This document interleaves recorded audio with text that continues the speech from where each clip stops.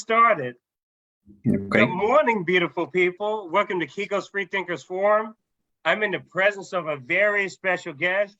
His name is Ramón Muñiz Sarmiento, and he currently teaches Spanish at Owensboro Community and Technical College in Owensboro, Kentucky.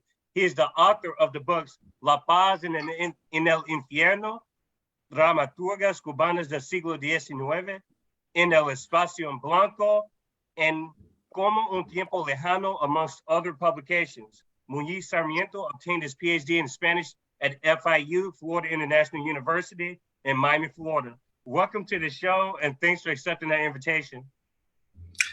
Thank you so much, Kiko. For me, it's a great pleasure to be with you this morning, sharing with you this morning.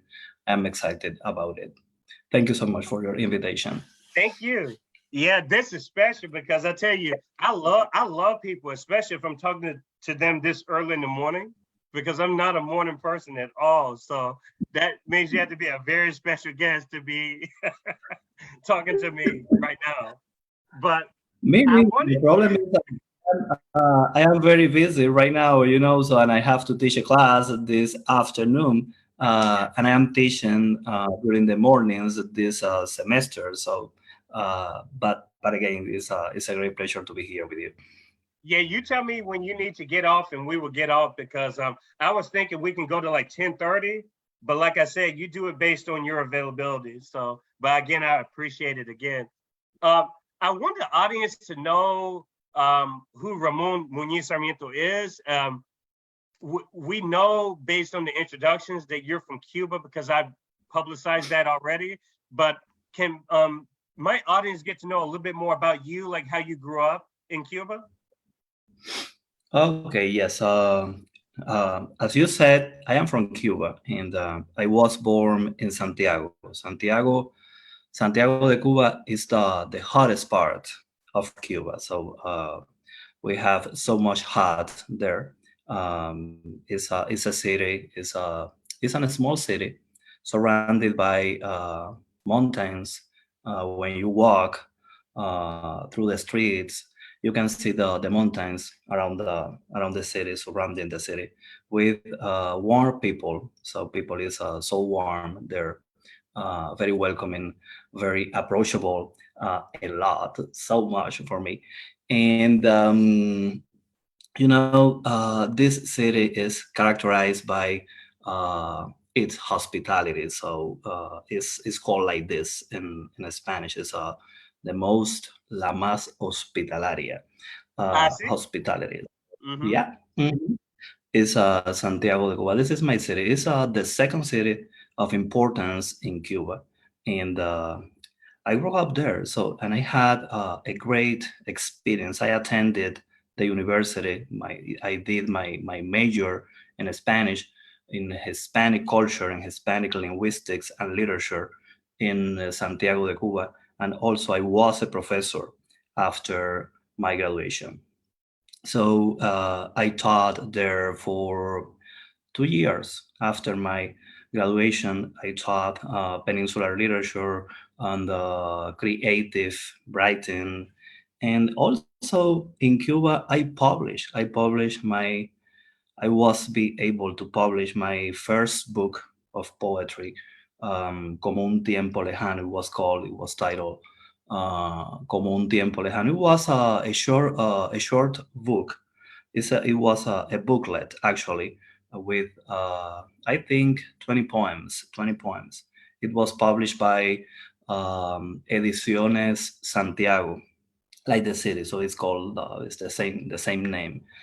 And it was great because it was a short book, but it was sold very well. So I presented the book in the book fair, a great event that we usually had every year in our country, in the whole island.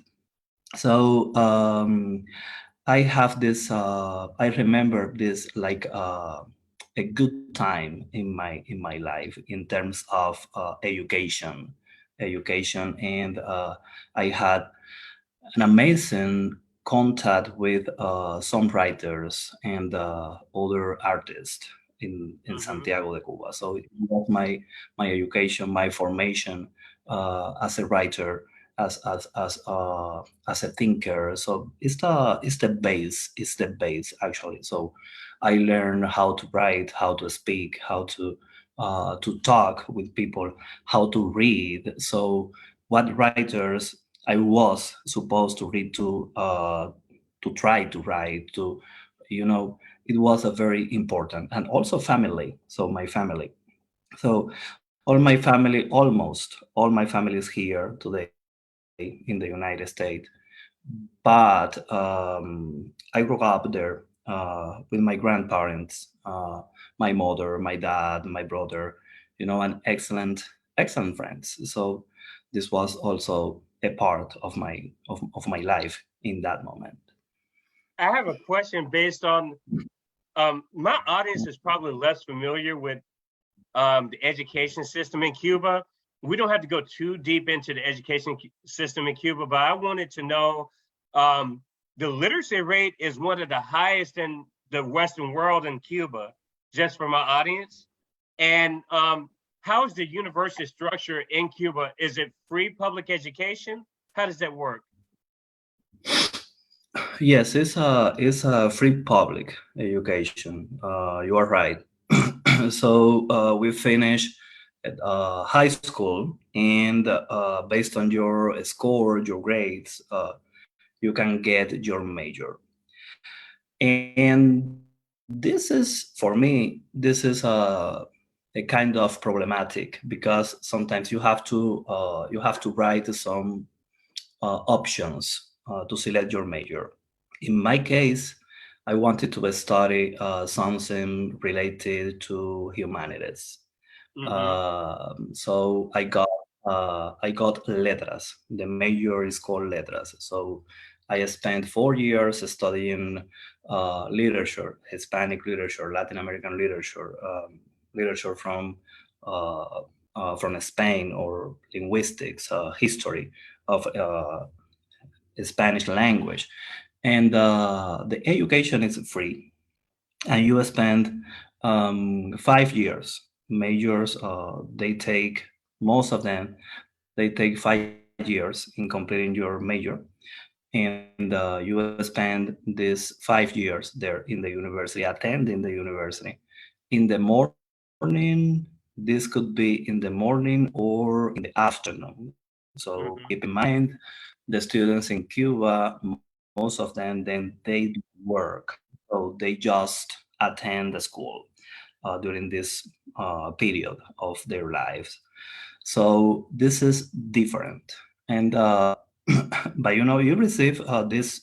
I think it was an excellent education, and with a great curriculum to cover. It was ambitious, and we received more than 80 classes Mm-hmm. when I was studying there, university system. So I was saying that I think in that moment, I don't know right now because, you know, I have 10 years living here in the Mm-hmm. United States. We have an amazing program for that major, for the Spanish major, but at the same time, I feel that we need a more open education. So, What do you mean you by know, that? a more, yes. For example, to study some writers or philosophers or authors like, or such as Michel Foucault. Oh, For I example, see. Mm-hmm. some writers like Reinaldo Arenas or Cabrera Infante. So Mm-hmm. they left the country at the beginning of the revolution, or in some moment, in any moment of the revolution. So they didn't agree with the system, and but they are part of our literature. So No doubt. and I think, you know, they need to have the vision about the full literature about this, and they were amazing writers. So I think this is so important. And for example, to select, so the ability to select your classes. So because this is so strict. So the education in Cuba is marked by the curriculum, and the curriculum is done in Havana. So, and this is applied uh, to every university. So it's the same curriculum for everyone, and Really? yes. So the professors, they need, for me, in my perspective, they need to have, the freedom to select the materials, the content, so to teach, so to offer in their classes. This is important, and I think this is a necessity in the university system in Cuba right now. Is this because of censorship? Like what's the cause of having such a limitation of choices? Mhm. Well, I don't know, to be honest. So I think it's dangerous.